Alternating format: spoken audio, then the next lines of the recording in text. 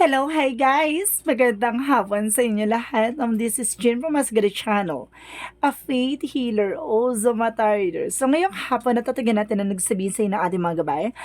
This is weekly gabay for the month of December 1 hanggang December 7 for the sign of Pisces. So, Pisces, welcome to my channel.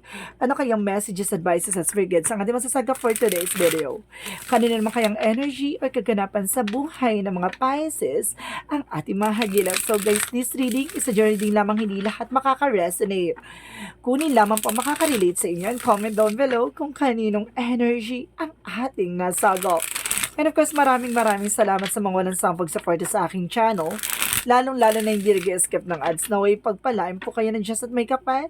Siksik-liglig na gumapa ang biyayang manumbalik sa inyo. So guys, kumapit-kapit ka na dahil ito namin saya sa'yo ng ating mga gabay.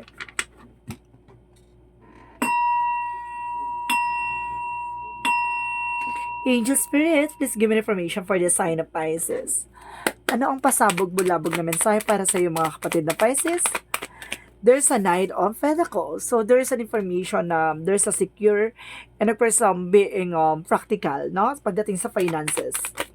Because there's a strength card. So kailangan mo ng confidence, no? Because kailangan mo ng tapang, lakas ng loob, no? Naharapin yung mga bagay-bagay. Ano man yan. And of course, there's a Knight of Sword, no? Nagkakaroon ka na anxieties and deception dito. And super stress, no? Parang feeling mo, kumbaga, ano na nangyayari, ganito ganyan, gulong-gulo ka na, hindi mo na alam kung ano eksena, no? Parang binabackstab ka na, parang walang kahit na sinong gusto tumulong sa'yo or something, parang nahihirapan ka sa situation, pero sinasabi dito, kailangan mo maging matapang, no? Parang nilalabanan mo yung mga bagay na yun. Of course, don't you worry, there's a 5 of Pentacles in reverse, magkakaroon ka ng financial recovery, no? Kumbaga makaka-recover ka na both sa finances, kumbaga sa mga utang mo, sa mga problema mo, so there's a recovery. So, let's see what is additional messages.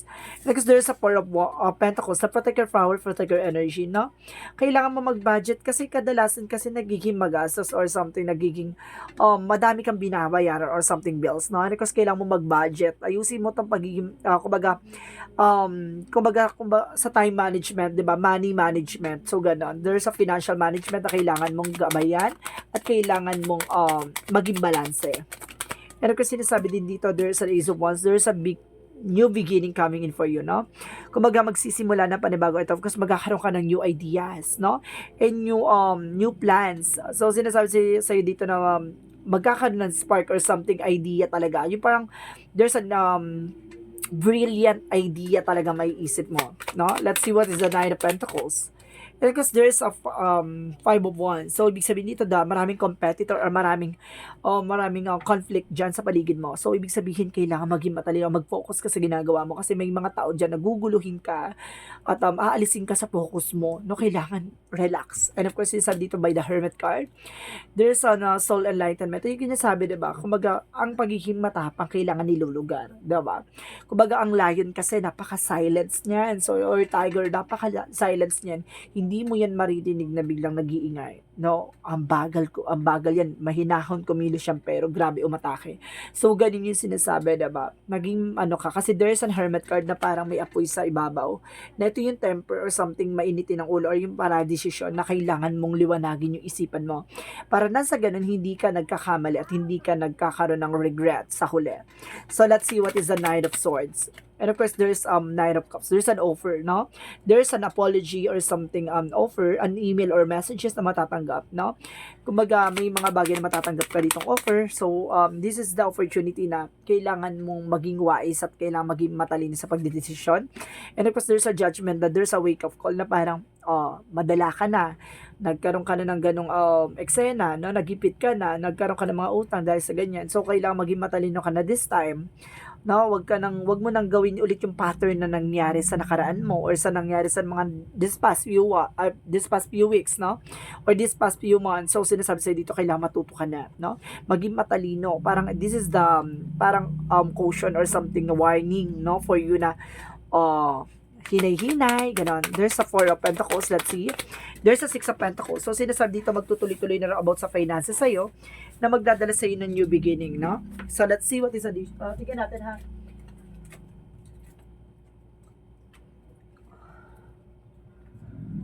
Okay, sinasabi sa'yo dito, there's a Six of Pentacles na magtutuloy-tuloy na about sa finances, kaya kailangan mag-save, magtabi, maging matalino sa paggamit ng pera or something, no? So this time, parang gamitin mo na yung utak mo. Wag yung, kumaga, kasi parang go lucky ka eh. Parang sinasabi dito na parang gusto mo mag-enjoy, ganito, ganyan. No, ang totoong buhay, ang totoong klase ng buhay, you need to be wise, no? Kasi sa larangan ng buhay ngayon, sa generation ngayon, hindi na yan, kumbaga, kailangan mong maging matalino sa paggamit ng pera, no? Para nang sa ganon, para pagdating ng araw at pagkakataon, hindi ka na magtatrabaho for long time, no? Kumbaga ang pera na nagtatrabaho para sa iyo. And because there's a Six of Wands, there's a victory and success. Magtatagumpay ka dito. There's a new ideas, a new opportunity that brings you a spark. So ibig sabihin, makikita ka on the spotlight. So ibig sabihin dito na minsan nasa chapter na darating ka talaga na oras mo na, time mo naman, 'di ba? So ito yung time na 'yon na magtutuloy-tuloy na yung blessing sa iyo, na nandito ka na sa situation na parang nasa iyo naka-attention lahat ng blessing. So kapag dumating yung araw na yon, galingan mo, no? And of course, there's an Eight of Wands, there's a fast communication and fast movement. So ibig sabihin dito, mayroong mga bagay na magiging mabilis sa iyo, no? So let's see what is the Strength card. And of course, the Hermit card. And of course, sinasabi dito, there's an high priestess. So, ibig sabihin dito, there's an hidden agenda or hidden enemies. May mga bagay na magre-reflect sa'yo. Kung ibig sabihin ko ano yung mga ginagawa mo, magre-reflect lang din sa'yo yan. So, ibig sabihin ko, maging matalino ka sa paghawak ng finances, at the end of the time, magkakaroon ka ng growth and expansion. No? Ibig sabihin dito, maging mautak kaysa maging waldas, no? Pagdating sa mga pinaghirapan mo. And of course, there's the Fool card, there's a leap of faith, no? Para sinusubukan ng pananampalataya at tiwala mo dito, hindi lang para sa Panginoon, kundi para sa sarili mo, no? Sinasabi dito, sinusubukan ng kaliwanagan at kaisipan mo dito na magdadala sa iyo ng bagong simula at bagong pag-asa. So let's see what is the Five of Pentacles, and of course the reverse and Judgment. And of course, sinasabi dito, there is a Nine of the Ace of Cups. Now there is a new offer, a new romance, and new ideas, and new offer na darating sa buhay mo, no? Para sinasabi dito na wag mong kumbaga wag mo i-pressure yung sarili mo, makahanap ng tao magmamahal sa iyo. Darating yung araw na yan. So there's a new love life coming in for you, a new romance. Ibig sabihin, kapag dumating yung tamang timing na yan, dapat ayos na about sa finances mo. Wag mong pangunahan ang maayos mo na yung love life mo, kasi at the end of the time, mamaya, 'di ba, magkaroon kayo ng problema about sa finances, ayun yung maging tendencies ng inyong paghihiwalay, or doon kayo masubok, no? So sinasabi sa iyo dito na enjoy mo yung sarili mo, mag-invest ka sa sarili mo, no? And of course, sinasabi sa'yo dito mapapagtatagumpay at darating yung taong para sa'yo in the right time, in the right place, no? So let's see what is the Four of Pentacles and the Six of Pentacles. And of course, there's the World card, there's a travel. So some of you kumbaga magkakaroon ka ng travel, and there's a success driven, no? Kumbaga makahawakan mo yung sarili mong mundo, na ikaw yung magpapaandar o ikaw yung magpapaikot nito. 'Di ba? So darating yung araw na yon. So kailangan ngayon pa lang galingan mo na. So let's see what is the Ace of Wands, and of course the Six of Wands. So there's a justice. So there's a good karma coming in for you. So darating yung araw na you are on the spotlight, no? Na darating yung araw na magkakaroon ka ng balance and hustisya sa lahat ng nangyayari from the past. No, ibig sabihin dito, ito yung good luck, or no, of course there's a karma na sa lahat ng sakripisyo at paghihirap na pinagdaanan mo, ito na yung tamang timing para maging masaya ka naman at maging maligaya ka na, at para matupad mo na yung mga pangarap mo na 'di ba dati lang ay iniisip mo. Let's see what is the outcome. And because there is a Page of Swords, now there is an information.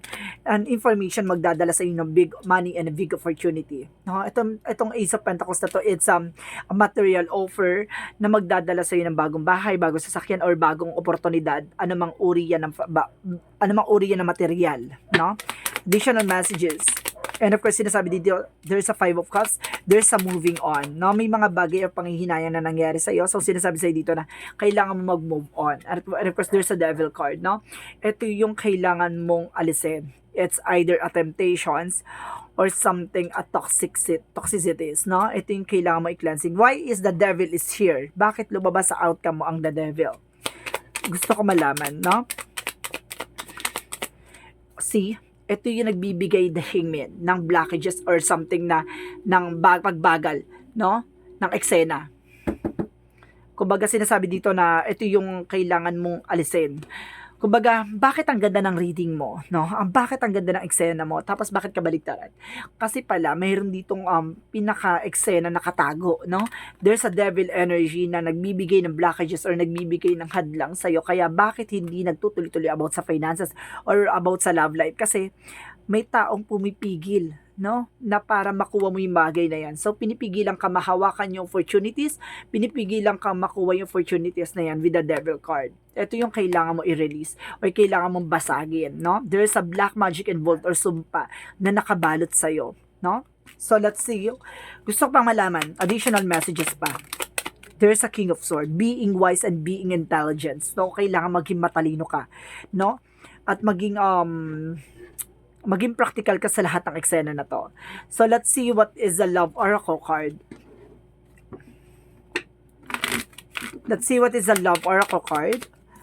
So, there's a heart with a key. So, ibig sabihin, there's a wedding love, meeting the one, open your heart, no? Getting together, perfect, no? There's a perfect combination with two of you, no? Ibig sabihin, darating yung araw na may magmamahal sa'yo. And there's a mirror, no? There's a mirror. So, see, may reflection. So, there's a reflection. So, ibig sabihin dito, ito yung taong, there's a temptation, no? Ito yung kailangan mong, kasi nagkaroon na ng lamat or something na eksena sa'yo. So, kailangan mo tong alisin kasi magre-reflect to sa'yo. It's either a negativity ginawa mo or a negativity ginawa sa'yo, no? Or something may salamin. No, may kaugnayan ng salamin ay either na nagtatawag ka ng negative energy or naka-open portal sa inyong tahanan. Maaring yung pintuan nyo ay mayroong nakatapat na salamin or sa banyo nyo may nakatapat na salamin sa pintuan or mismong sa kwarto nyo may nakatapat na salamin sa higaan. So, ibig sabihin nagre-reflect ng third party involved. Pagdating naman sa tahanan sa sala nyo, may nakatapat na salamin sa inyong bintana or sa pintuan. Ayun yung nagre-reflect ng kamalasan. No? So, let's see what is additional messages for Yin and Yang Oracle card.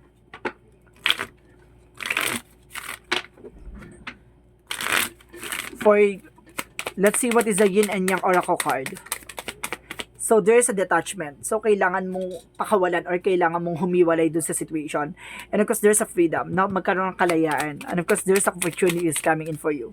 And there's a control. Now, kailangan mo makontrol yung eksena. Diba? Kasi may mga bagay na hindi mo makontrol. Kasi there's a negativities around you na kailangan mong baguhin at alisin. So, let's see what is the magical fairy messages. What is the magical fairy messages for you? There's new home. So, ibig sabihin may bagong tahanan.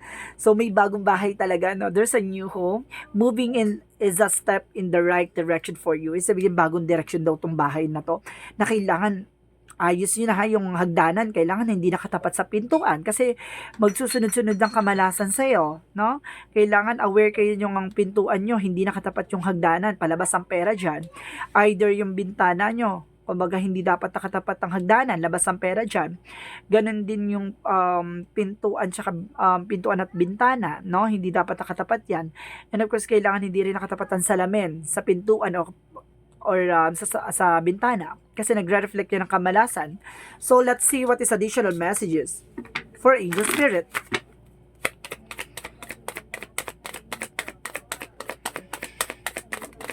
And because there's an empathy. So, ibig sabihin dito, tingnan mo yung possibilities or both side of situation. Tingnan mo yung magiging magandang eksena. Ganun dapat kayo tumingin sa isang situation, ha? Huwag kayong magbe-base lang sa isang options or sa isang eksena. Kailangan tingnan mo yung both side of situation kung ano yung magiging better, no? Ano yung magiging maganda ang eksena mo. And kasi sinasabi ng chakra impartiality, maging balance ka, no? Maging balance ka. And because there's a growth. Kumbaga magkaroon ng ugat ng eksena or something, magkakaroon ka ng growth and expansion. So, let's see what is the energy. Let's see what is the energy. There is a door to the personal healing and happiness. So, magkakaroon ka ng kaligayahan at kagalingan sa anumang uri ng aspeto dito. May mga pintuan na magbubukas sa'yo, no? Kagalingan at kaligayahan. And of adjacent possibilities, may mga pintuan magsasara para sa'yo, no? Ibig sabihin, may mga bagay na magsasara sa'yo, Ibig sabihin yan, yung mga bagay na hindi makakabuti sa'yo. So, ibig sabihin dito, lagi ka magpasalamat sa mga bagay na nangyayari sa'yo, no? Hindi dahil para, 'di ba, kumbaga magkaroon ng failure or something mistake, kundi para matutunan mo yung mga bagay-bagay. Ayun yung sinasabi ko, yung tignan mo yung better side of situation. So, let's see what is Archangel Michael messages for you. So, sinasabi dito, you created the situation and you have the power to change it. Ayun yung sinasabi ko, ikaw yung nagbigay sa sitwasyon mo, ikaw din yung makakagawa ng paraan para makaalis ka dyan. 'Di ba? Baka may mga mali ka yung position na ginawa, no? Kaya nagkaroon ng ganung pangit na formula sa buhay nyo. Parang nagkaroon ng mga paghihirap or something na betrayal kasi may ginawa kang hindi maganda doon sa bahay nyo or something doon sa kwarto nyo. Kumbaga, dahil sa mali mong ginawa, nag-reflecto sa lahat ng eksena. And of course, shield yourself, na protection mo yung sarili mo. Additional messages. And of course, sinasabi din sa'yo dito na honor and trust your feelings. So, ibig sabihin dito na kinakabahan ka, hindi ka mapakali. So, ibig sabihin na meron kang dapat gawin. Yun yung mga bagay na dapat ka mag-take ng action. Yun yung mga signs or synchronicities na hinahatid sa'yo na angel spirit. No? So, let's see what is the Monsology. Ang Monsology is a personal issue reaches resolution. Masusolusyon na yung mga problema pinagdaanan mo. And the be bold and make the first move. So, kailangan mo talagang kumilos, no? Kung gusto mo mababago yung situation mo, mag-take ka ng action. So, let's see what is the Romance Angels. What is the Romance Angels? Heart-to-heart conversation. And of course, kailangan nyo ng heart-to-heart conversation with your partner, with your loved ones, no? Na para magkaroon kayo ng pagkakaunawaan. Ano? So, let's see what is Archangel Raphael. Messages for you. And acceptance. May mga bagay na kailangan niya tanggapin, no? May mga bagay na kailangan niya tanggapin na, 'di ba, na magdadala sa inyo right directions. So, let's see what is additional messages. Ano ko sinasabi dito, there is an earth school for higher learning life lesson. May mga bagay na natutunan ka sa buhay mo, na may mga pagkakamali kang nagawa, may mga pagkakamali kang na nangyari sa'yo. Kumbaga sinasabi sa'yo dito, dapat natuto ka. Hindi na muling mangyari, no? Don't let your past hold you back. No, wag ka nang balik-balikan yung mga bagay na nangyari sa'yo, kabiguan at pagkakamali, no? So, let's see what is additional messages. And there's a support, na sinusuportahan ka raw ng ating angel spirit, na, di ba, sa lahat na nangyayari sa'yo, ay full support sila sa'yo. And of course, there's an infinite abundance. Magkakaroon ka ng walang kasaganahan, talagang, kumbaga yung habang buhay na kasaganahan, parang gano'n. There's an infinite, ibig sabihin dito, walang hanggang kasaganahan, gano'n. And of course, there's an options. Now, maraming options na papasok dito. Consider your career, no? Maraming possibilities na mangyayari sa'yo pagdating sa negosyo o hanap buhay mo, even your relationship na magdadala sa'yo ng balance. So, let's see what is additional messages for you. Additional messages for you. There's a gift, no? Pagdating sa past life, may mga, kumbaga, there's regalo sa'yo ng ating universe, no? Pagdating sa mga, siguro, kumbaga may mga dati kang buhay or there's a past life na nangyari na you are also gifted na, kumbaga, naalala mo or something, may mga signs or synchronicities ka pang nagkakaroon ng reminiscence or something na intuitions. Kumbaga, there's a reincarnation na nangyari na, kumbaga, naalala mo pa yung mga bagay na nangyari na nagbigay sa'yo ng knowledge and of course, information, no? And of course, there's an elemental kingdom. So, ibig sabihin dito, kumbaga, there's a balance, magdadala sa ito ng balance. So, let's see what is Jesus loving quotes. So, let's see what is the Jesus loving quotes. Be not afraid, only believe, no? Be not afraid. Huwag ka matakot, no? Maniwala ka lang na lahat na nangyayari nito, it's God purpose, no? So, let's see what this is the angel's answer, no, guys? This is the angel's answer. So, magkakaroon to ng kasagutan sa lahat ng katanungan mo. Dito magre-reflect yung mga bagay na iisipin mo at magkakaroon ng kasagutan. So, dito is, kumbaga, bibigyan kayo ng kasagutan dito with the answers, angels. So, let's see. Bibilang ko na 3, kailangan pag-isip ka na ng question, ha?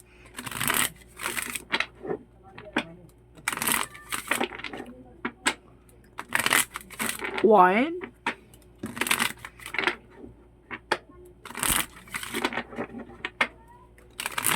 2, 3. So, okay, angels answer, give me information. Angels answer, a year from now. So, ngayong taon na to, may kaganapan, no? ngayong taon na to, baka may matuklasan ka, baka may malaman ka, or baka makabili ka ng bahay, or something makalipat ka. And of course, there's an abundance. I told you, ang kasaganahan talaga ay parating na sa'yo, no? So, let's see what is the angel's number. Let's see what is the angel's number. There's a 999, I am unique. So, sinasabi dito, guys, thank the past for your lessons and leave it where it belongs. So you can make the best of the life that is still waiting to be fulfilled by only you. See? Kumbaga, yung mga bagay na natutunan mo, lahat ng mga bagay na naranasan mo, kumbaga, lahat ng mga mistakes na yan, pakabiguan mo, pakawalan mo yan sa nakaraan, no? Bagkos gawing bitbitin mo yung lessons na natutunan mo dyan at wag na ulit mangyari sa mga susunod na eksena mo, no? Kumbaga yung mga bagay na yan kailangan magdala sa'yo ng kumbaga inspirasyon ng mapagtagumpayan mo yung mga susunod pang mararanasan mo, no? So let's see what is the messages of life. Remain in the light. So sinasabi dito, guys, today I observed, I take to think calmly and wisely, and I go forward with a complete confidence knowing I will succeed. No matter what happened today, I will remain in the light. I will maintain my faith and equilibrium. In this way, I nurture my soul and become a stronger and steady representative of the light. So, nananatili ka na sa kaliwanagan. Ano mang daling ka man sa kadiliman, nananatili ka ang pananampalataya at tiwala mo ay nasa ating Panginoon, no? Ang liwanag talaga ay binibitbit mo hanggang sa kung ano man yung kaganapan sa buhay mo na kumbaga, hindi ka man magtagumpay sa mga bagay-bagay na naranasan mo. Alam mo, at the end of the time, magtatagumpay ka sa buhay na inilaan sa iyo ng ating Panginoon. So guys, this is our weekly gabay for the month of December 1 hanggang December 7 for the sign of Pisces. So, Pisces, maraming salamat for your wonderful reading. This reading is a journey reading namang hindi lahat makaka-resonate.